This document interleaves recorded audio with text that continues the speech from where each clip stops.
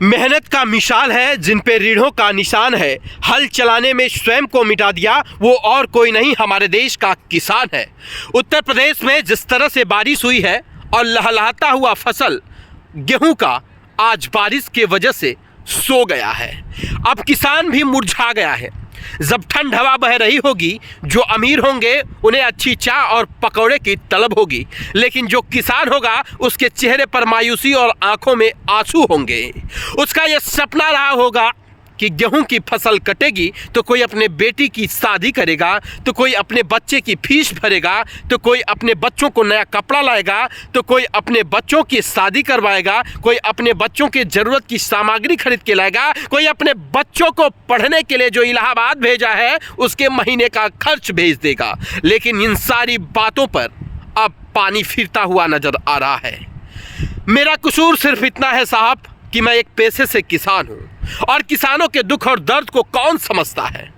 इंसान तो समझता नहीं, बड़े लोग तो समझते नहीं। जो हमारे जनप्रतिनिधि हैं, सिर्फ जब चुनाव आता है तब हमारे मुद्दों को उठाते हैं, तब बात करते हैं, और हमारी योजनाएं और सारी सिस्टम कागज़ तक ही रह जाती है। बहुत बार किसान को उसे पता नहीं होता है कि जो योजनाएं है इसका लाभ हम कैसे ले सकते हैं।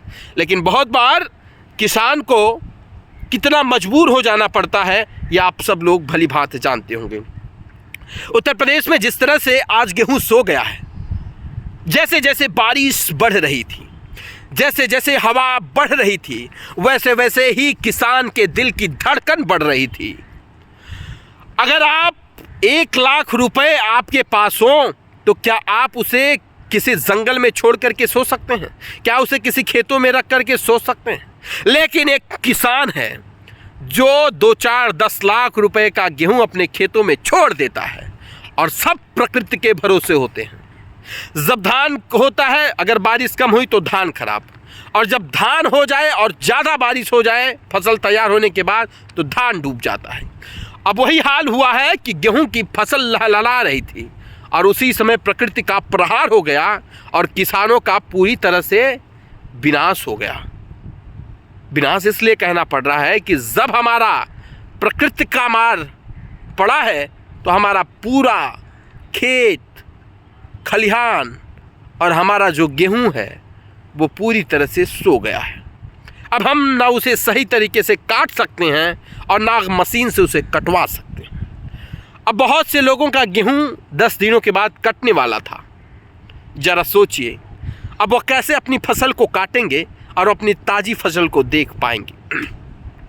किसानों के दर्द को कौन समझेगा? हे इंसान, हे ईश्वर, कब तक ये कहर किसान झेलता रहेगा? भारत देश का किसान भारत का भगवान कहा जाता है, लेकिन उसको हक कितना मिलता है, भारत के किसानों के साथ न्याय कितना होता है, और भारत के किसानों के बच्चों के भविष्य के साथ क्या कुछ अच्छा होता है, यह आप सभी लोग जानते होंगे। आज किसान की परिस्थिति क्या है, आप सभी लोग उससे वाकिफ़ हैं। किसान चाह कर न अपने बच्चों को अच्छी शिक्षा दे पाता है, किसान न चाह करके अपने बच्चों को अच्छे घरों में उसकी शादी करवा पाता है, किसान न चाह करके भी अपने बेटी को अच्छी शिक्षा नहीं दे पाता और अच्छी उसकी शादी नहीं कर पाता है। किसानों के दुख और दर्द को कब समझेंगे लोग? मैं भारत सरकार से मांग करता हूं कि उत्तर प्रदेश में जो भी नुकसान हुआ है, या मध्य प्रदेश में जो भी किसानों के नुकसान हुए, या बिहार में जो किसानों के नुकसान हुए, उसकी भरपाई की जाए, उसकी जांच करवा कर किसानों का भुगतान किया जाए।